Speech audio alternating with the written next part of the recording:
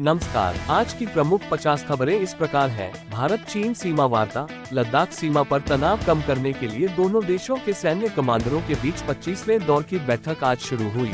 शांति बहाली पर जोर। सेंसेक्स में भारी उछाल। वैश्विक संकेतों के बीच भारतीय शेयर बाजार में तेजी रही।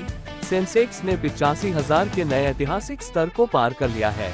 मानसून का पूर्वानुमान। मौसम विभाग ने 2026 में सामान्य मानसून की भविष्यवाणी की है, जिससे कृषि क्षेत्र और अर्थव्यवस्था में सुधार की बड़ी उम्मीदें जागी हैं। नई शिक्षा नीति। केंद्र सरकार ने उच्च शिक्षा के लिए डिजिटल यूनिवर्सिटी के दूसरे चरण को मंजूरी दी। अब घर बैठे डिग्री लेना आसान होगा। IPL 2026। आज शाम मुंबई इंडियंस और राजस्थान रॉयल्स के बीच रोमांचक मुकाबला होगा। दोनों टीमें अंक तालिका में शीर्ष पर बने रहने के लिए भिड़ेंगी। सोने की कीमतें। अंतर्राष्ट्रीय अस्थिरता के कारण सोने के दाम फिर से बढ़े। आज बाजार में 10 ग्राम सोने की कीमत 80,000 रुपए के पार पहुंची। रूस यूक्रेन युद्ध। संयुक्त राष्ट्र ने यूक्रेन में तत्काल युद्धविराम की नई अपील जारी की है। शांति वार्ता के लिए तुर्की फिर से मध्यस्थता कर रहा है। AI सुरक्षा बिल। भारत सरकार ने आर्टिफिशियल इंटेलिजेंस के दुरुपयोग को रोकने के लिए नया रेगुलेटरी फ्रेमवर्क पेश किया है। डेटा सुरक्षा को प्राथमिकता दी गई। चंद्रयान 4 अपडेट। इसरो ने घोषणा की है कि चंद्रयान 4 मिशन के लिए लैंडर मॉड्यूल का परीक्षण सफल रहा। यह मिशन चंद्रमा से नमूने वापस लाएगा। पेट्रोल डीजल के दाम। वैश्विक कच्चे तेल की कीमतों में नरमी के चलते देश के महानगरों में पेट्रोल और डीजल की कीमतों में 2 रुपये की कटौती हुई। वाराणसी में विकास। PM मोदी ने वाराणसी में अत्याधुनिक मल्टी मॉडल लॉजिस्टिक्स पार्क का उद्घाटन किया, जिससे पूर्वांचल में व्यापार और रोजगार के नए अवसर खुलेंगे।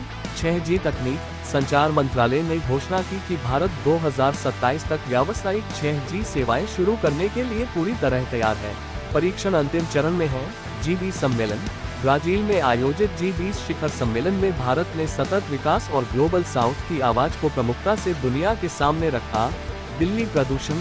दिल्ली NCR में हवा की गुणवत्ता में सुधार के लिए एंटी स्मॉग टावर्स का नया नेटवर्क सक्रिय किया गया। AQI में गिरावट दर्ज की गई। कोविड-26 वेरिएंट। विश्व स्वास्थ्य संगठन ने ओमिक्रॉन के नए सब वेरिएंट पर निगरानी बढ़ा दी है। हालांकि फिलहाल भारत में स्थिति पूरी तरह नियंत्रण में है। वंदे भारत एक्सप्रेस। उत्तर प्रदेश को आज 3 नई वंदे भारत ट्रेनों की सौगात मिली, जो लखनऊ, गोरखपुर और प्रयागराज के बीच कनेक्टिविटी को बढ़ाएंगी। मस्क की अंतरिक्ष यात्रा। एलन मस्क की कंपनी SpaceX ने पहली बार आम नागरिकों को चंद्रमा की कक्षा तक ले जाने वाले मिशन की तारीख घोषित की। डिजिटल रुपया। RBI ने रिटेल डिजिटल ई-रूपी के उपयोग को बढ़ाने के लिए नए प्रोत्साहन कार्यक्रमों की शुरुआत की है।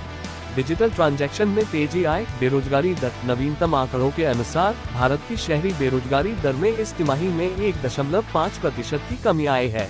स्टार्टअप्स ने सबसे ज्यादा रोजगार दिए। एप्पल का नया प्लान। एप्पल ने भारत में अपने सबसे बड़े मैन्युफैक्चरिंग प्लांट का परिचालन शुरू किया, जिससे हजारों लोगों को प्रत्यक्ष रोजगार मिलने की उम्मीद है। Tax reform. वित्त मंत्रालय ने GST ढांचे को और सरल बनाने के लिए राज्यों के साथ बैठक बुलाई। कुछ जरूरी वस्तुओं पर कर की दरें घट सकती हैं।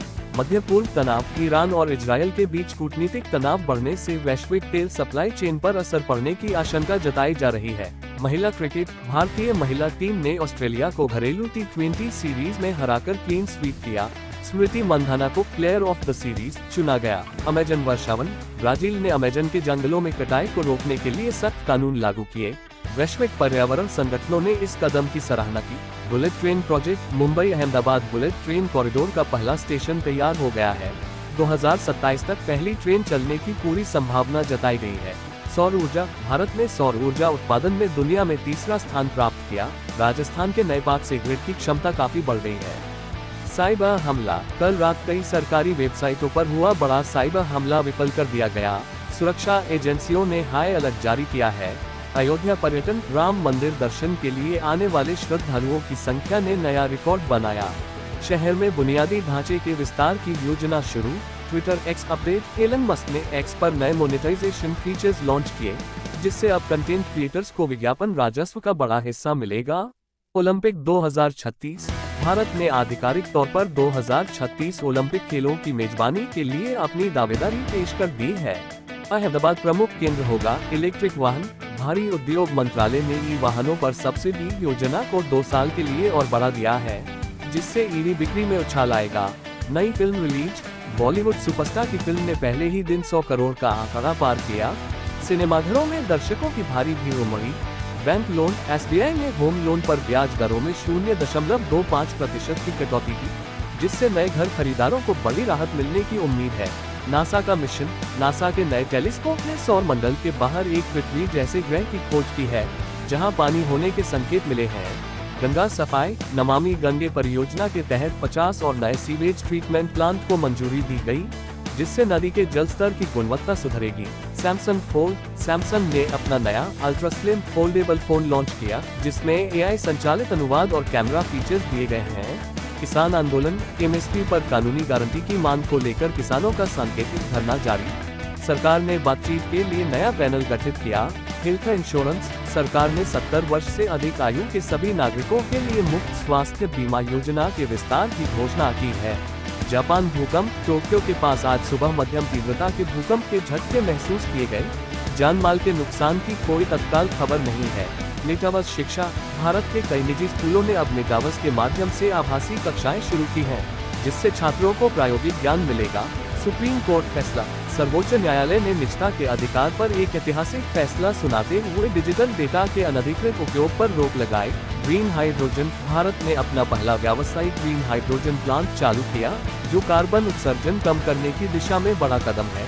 नोबेल पुरस्कार। भारतीय मूल के वैज्ञानिक को चिकित्सा के क्षेत्र में उनके अभूतपूर्व शोध के लिए सम्मानित किए जाने की चर्चा जोरों पर है।